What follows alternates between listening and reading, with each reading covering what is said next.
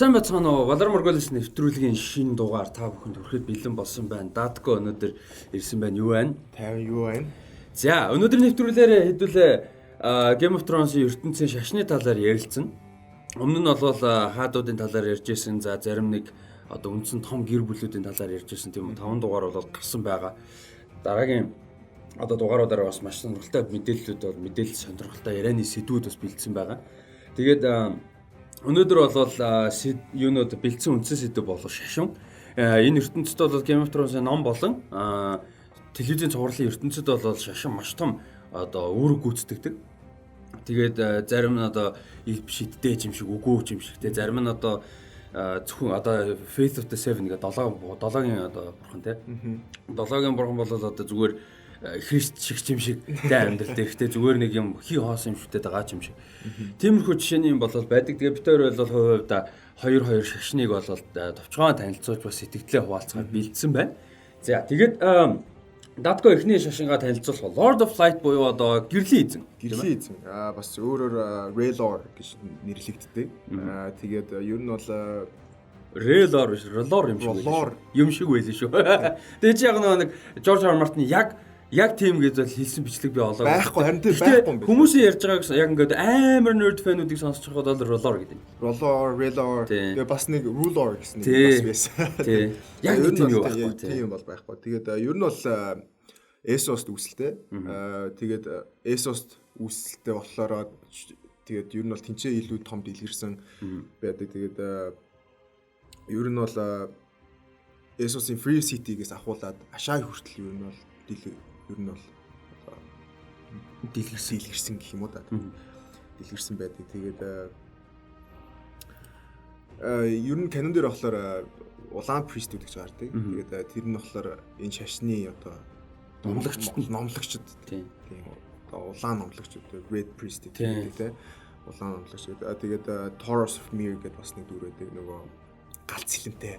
Тийм Taurus of Mir байна. Тэгээд Сандра байна. Тэгээд Essos бас хитэн дүр гардаг. Тий, одоо 5 дугаар бүлэг дээр юун дээр гарч ирлээ. Mirind нөгөө нэг Tyrion хин хоёр, Varys хоёр дууддаг шүү дээ. Sinvara гэдэг юу юм бэ? Тэр харааштай юм бэ? Тэр харааштай биш. Хар бордууч ааштай. Тэр жүжигчсэн хинтэй айгуу өдөртэй санагдаж байсан. Анх үзсэн Rachel Weisz гэж жүжигчсэн тий. Хальт хахад тий. Тийм ээ тий. Maybe. Тэгээд Lord of Light-ийн тэгээд бас эсрэг бас бурхан байдаг. Одоо Great Order гэдэг монголоор одоо орчуулбал одоо нөгөөт агуу нөгөөт гэдэг орчуулах гэдэг байгаа юм шиг нэг тийм байгаа да. Тэгээд Great Order гэдэг нь болохоор ер нь бол одоо ханхуг илэрхийлж байгаа. Тэгээ манай бурхан болохоор нөгөө Lord гэдэг тийм үү? Ингээ улаан фотолог бодож байна. Тэгээд яг одоо нэг биед хоёр зүйл орж байгаа гэсэн ер нь бол утгыг илэрхийлдэг юм байлээ. Ер нь зарим нэг тийм нөгөө дээр үеийн одоо жишээ нь Орсын нэг тийм Чернобек гэдэг бурхан байдаг. Ер нь болохоор нэг сайн талтай муудалт. Одоо буддын шашин ч гэсэн юм тийм байдаг шүү дээ. Бурхан өөр ингэсэн догшин юу гэдэг нөгөө ариншинтай тий нөгөө тэрийн зурцсан байдаг. Тэгээ дүлгөөн талын бас зурсан. Ингээд яг тэрнтэй адилхан Lord Light-ийн эсрэг болохоор Great Order гэж байдаг. Тэгээ ер нь бол хоорондоо тэрсэлтгээс илүү зүгээр ер нь бол нэг биед оршдгоо гэсэн утгатай. Тэгээд өөрсдийнх нь бас ингээд үзэл бодлуудаас хуваалцах юм бол одоо бидний амьдарч байгаа дэлхий бол там юм аа. Тэгээд энэ тамаас одоо гэрлийн эзэн бидрийг аварнаа чөлөөлнө гэсэн үзэл бодолтой. Тэгээд канон дээр бас амар гардаг бас нэг юм Promised Prince Azor Ahai. Тийм Azor Ahai гэдэг бас тийм номлолоос байдаг. Одоо биднэрт амлсан одоо ханхуг. Тэгэхээр бас бодоод байхад бас Христтэй адилхан юм шиг. Тийм яг Azor Ahai гэдэг нөгөө нэг дээр үед одоо Long Night бид нар одоо Long Night-ийн цуврал гарч байгаа тийм 2020 оноос. Тэр цуврал яг тэр үед бас нэг баатар байсан гэж ярьдаг. Гэхдээ тэр бол домог, үлгэр маяг. Тэг бараг домог гэсээ л үлгэр маяг. Тэгээд Azor Ahai гэдэг нэртэй баатар гарч ирээд одоо олон удаа ингэ сэлэм мууруулад тэр сэлэмнүүд нь ингээд ерөөсөө яахгүй хангалттай одоо сайн байж чадахгүй тий. Тэгээд хамгийн сүүлд нь одоо 3 дахь удаага уралсан сэлмээ эхнэрийнхээ зүрхийг ингээд цоолоо тэ эхнэрээ алаад тэг эхнэрийнхээ сүнсийг цоосны ачаар тэр сэлэм нь одоо юу яаж одоо чанартай болоод light bringer гэдэг. Эхнэр нь Ниса гэдэг. Тэгээд light bringer гэдэг сэлмээрээ одоо White Walker-тэй тулалдаж одоо яалж энэ төр урт шүнийг бол одоо буцаасан, ухраасан гэх юм. Тэгсэн гэж ярьдаг те тэрийг дахиж одоо ирнэ те Long Night эргэж ирнэ. Одоо Night King бол ирэх гээд байгаа шүү дээ. Шугам дээр бол одоо бараг ирчлээ. Тэгээд тэрнтэй дагаад Azor Ahai эргэж ирнэ гэж яриад байдаг. Тэгээд сая 7 дугаар бүлэг дээр бол Melisandre бол ярьсан шүү дээ хинтээ Daenerys-тэй ярьжсэн. Тэгээд Daenerys-ийг ч Azor Ahai гээл, Jon-ыг ч Azor Ahai гээл нэг бол тэр хоёулаа нийлээд Azor Ahai гээл те бас янз бүрээр яриалаа. Харин. Тэгээд ер нь бол Lord of Light-ийн одоо энэ одоо шашин болохоор ичидтэй амар холбоотой. Ер нь бол бас яг шоун дээр яг нүдэн таарахаар ингээд бий болцсон. Тэгээд одоо Melisandre болохоор нөгөө галлуу хараад ирээдүг харна. Тэгээд бас нөгөө одоо сүүдэр төрүүлээд сүүдэр алуурч хэлээ. Тий, нэг тийм бас байгаад байгаа. Тэгээд ер нь бол тэгээд бас Melisandre ч одоо өөрөө хитэн бас шүгшин тий. 200-400 настай.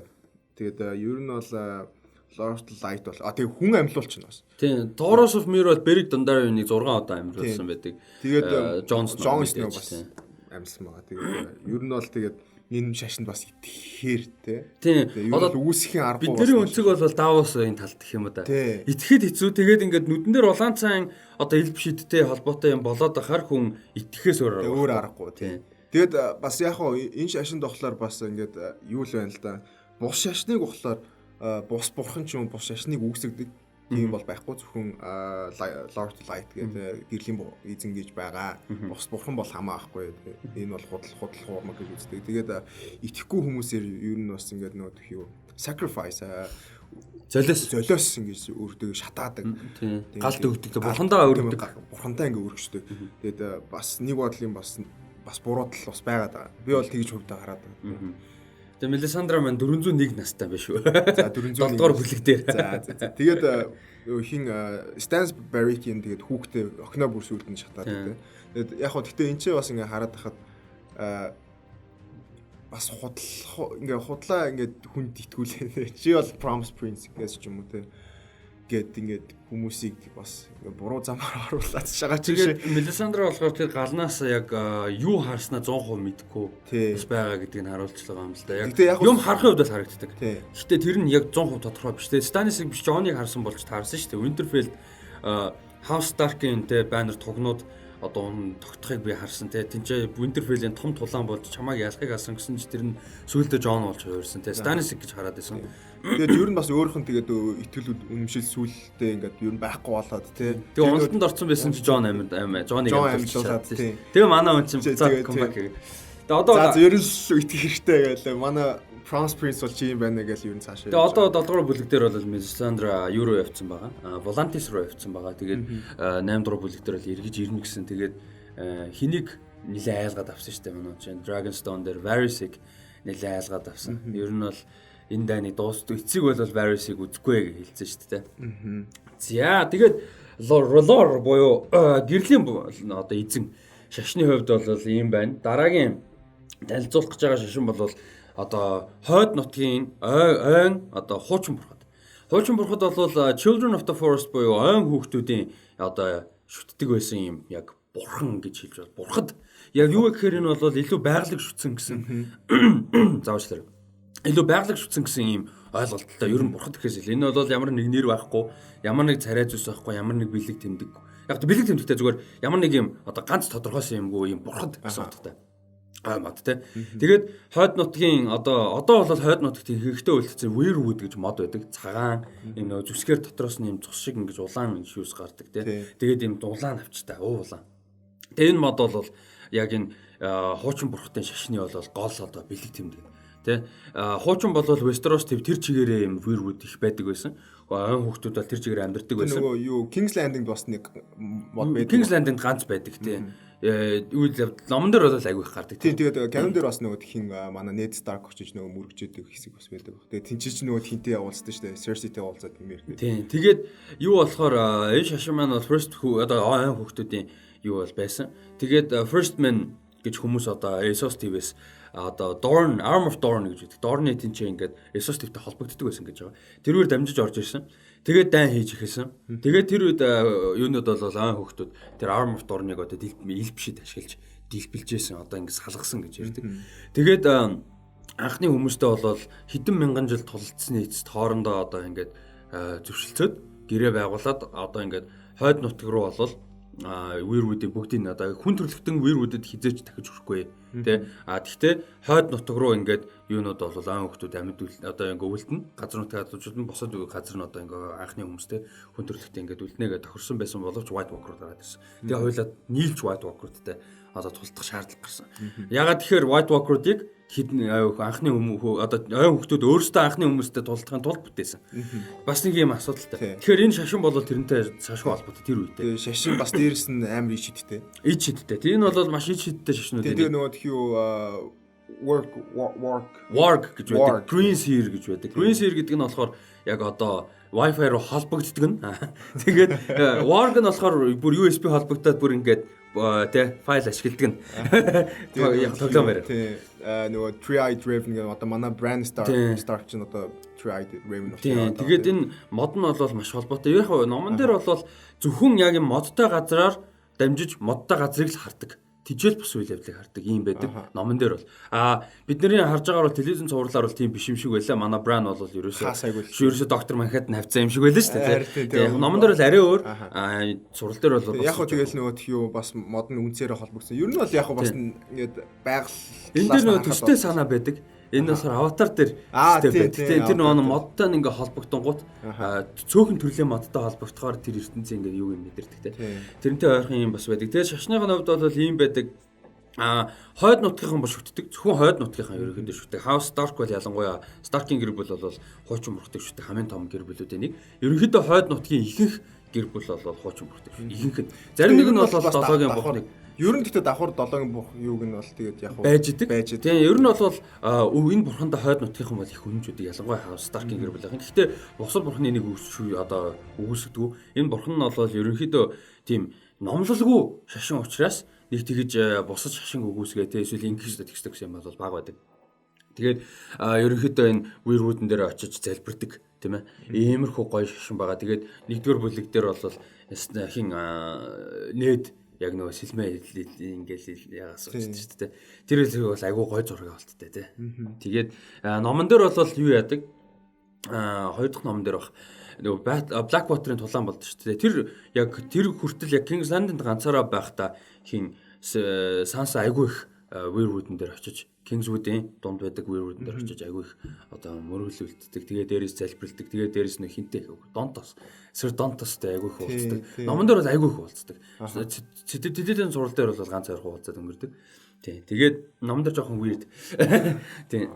За тэгээ хуучин бурхтын хувьд бол ийм байна. Хуучин бурхтыг бол хүмүүс телевиз зурлаас бас нэлээд анзаарч үзсэн байх. Энэ хоёр шашин бол яг байдаг гэдэг нь зурал дээр бол нэлээд сайн мэдэгдэнэ. За манай нэвтрүүлгийн цаг бол айгүй хурдан өнгөрж байна. Одоо дахиад хоёр шашинг бол бэлдсэн байна. Dadko-гийн дараагийн бэлдсэн шашин бол живсэн бурхан. Живсэн бурхан буюу Drowned God. Тэгээд энэ шашин болохоор зөвхөн одоо Iron Islands те одоо Pike төмөр арлууд. Тийм.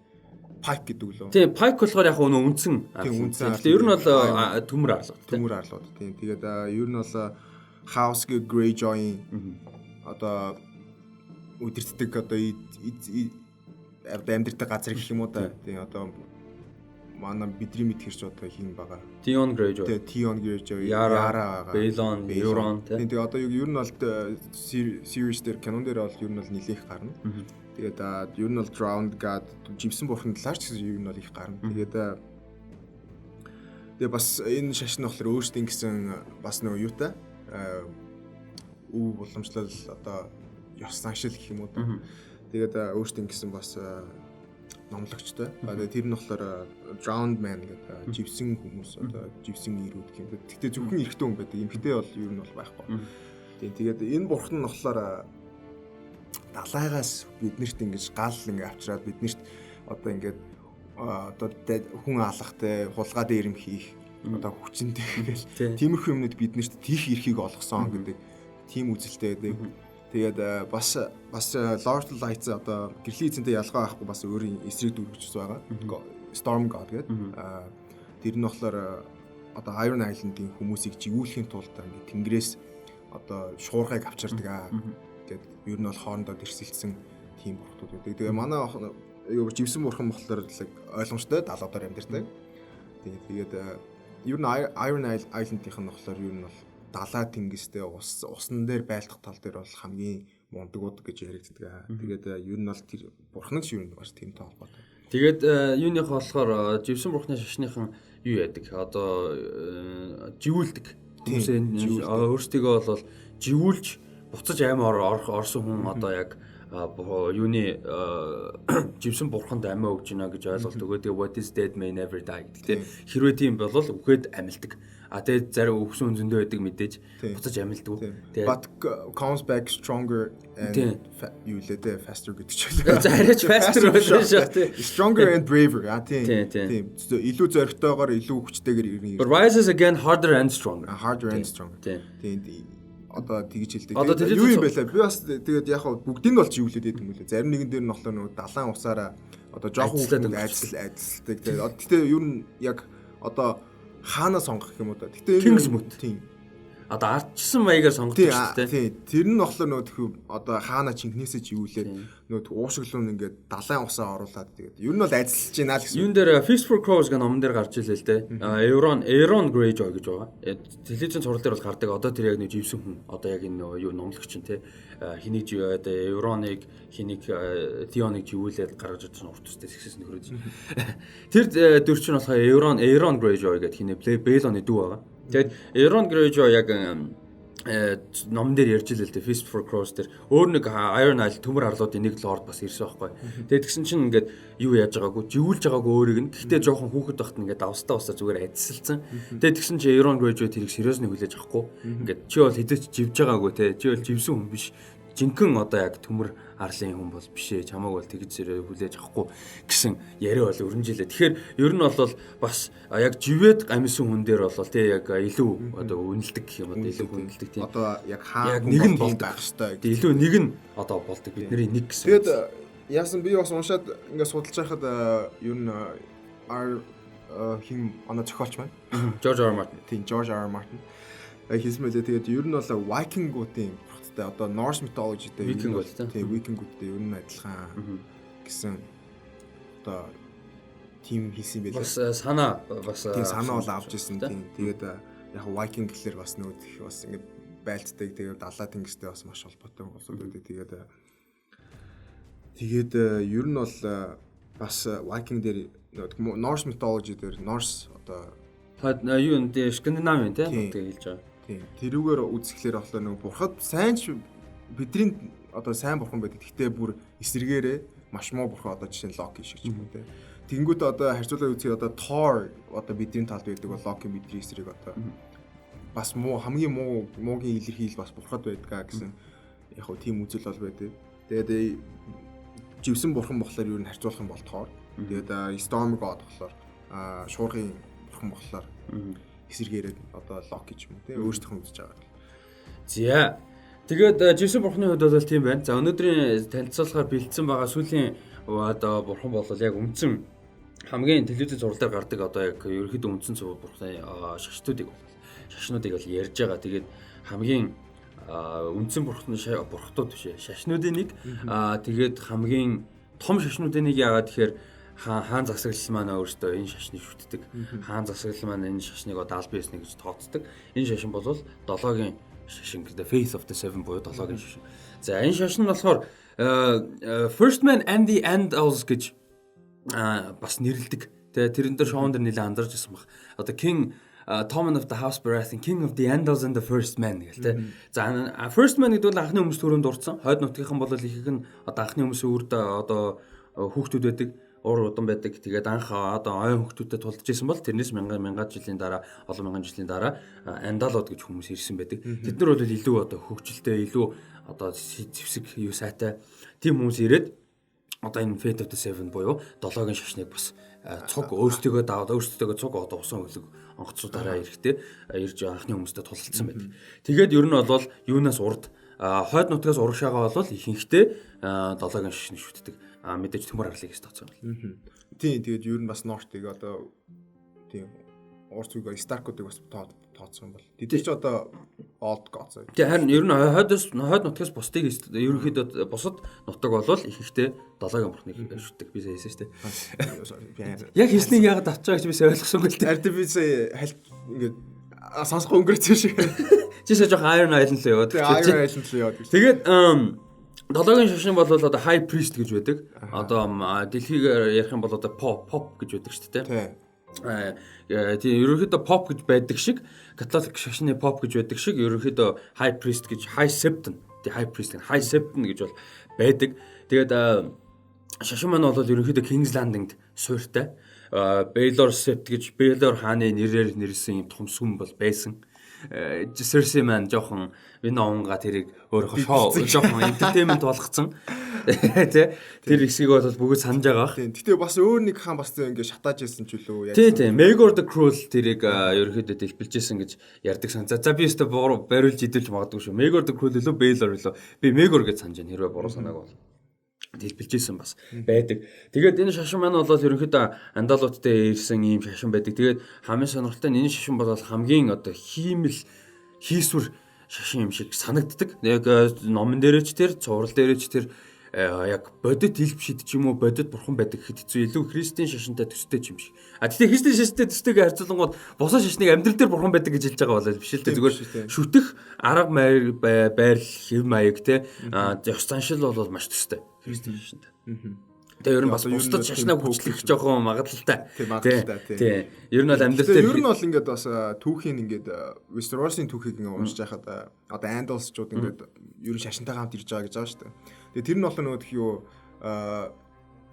одоо дээр үед ч одоо христийн шашин чинь амар том дайн болгож ирсэн шүү дээ. 3-4 удаа ч явсан тий шашны дайнууд. Тийм шашны дайнууд. Ер нь тэрнтэй жоохон төстэй.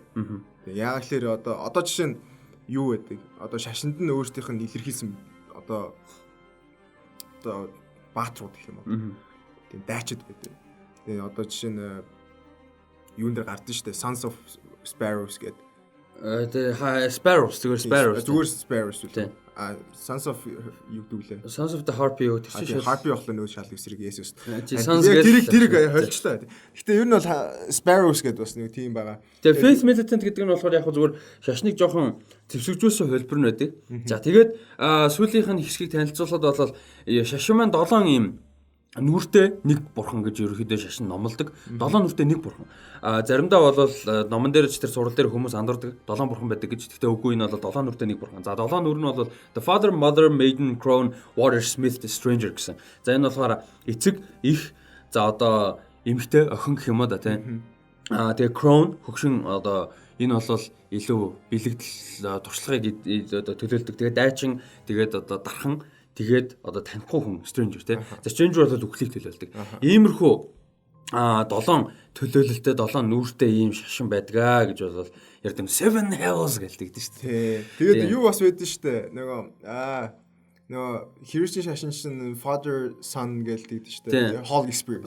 Бас 3 нөө тэгэхээр Trinity гэдэг. Holy Trinity гэдэг. Бас тийм байдаг. Тэгэхээр нөгөө бас яг тэрнтэй адилхан бас. Яг 3 биш юм аа гэхэд 7 нүртэй. Тэгээд Seven Hell гэдэг чинь нөгөө тэгэхээр Dante's Inferno гэдэг бас тэрэн дээр 7 тамийн талаар гардаг. Яг хоо ер нь бол бас ингээд Христтэй яг харьцуулаад харах юм бол бас яг төстэй зүйл ихтэй. Тийм.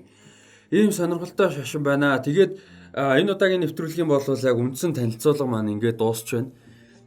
Тэгээд юунуудыг бэлдсэн байгаа тий. Товчхон сегмент бол бэлдсэн байгаа. Нэвтрүүлгийн төгсгөлд. Тэр бол телевизийн цувралаас хамгийн таалагдсан үхэл гэсэн богинохон сегмент бол бэлдсэн байгаа. Тэгээ энэ бол ерөнхийдөө дурдаал өнгөрөх баг. Тийм дурдаал. Чиний хувьд яг хамгийн таалагддаг. За миний хамгийн таалагддаг үхэл гэх юм бол Ned Stark-ийн толгой агуулж байгаа. Тий. Ягаад таалагддаг? Яг л миний хувьд ягаад таалагддаг вэ гэхээр тэр одоо энэ бүхэл бүтэн шоуны эхлэлийг тавьсан.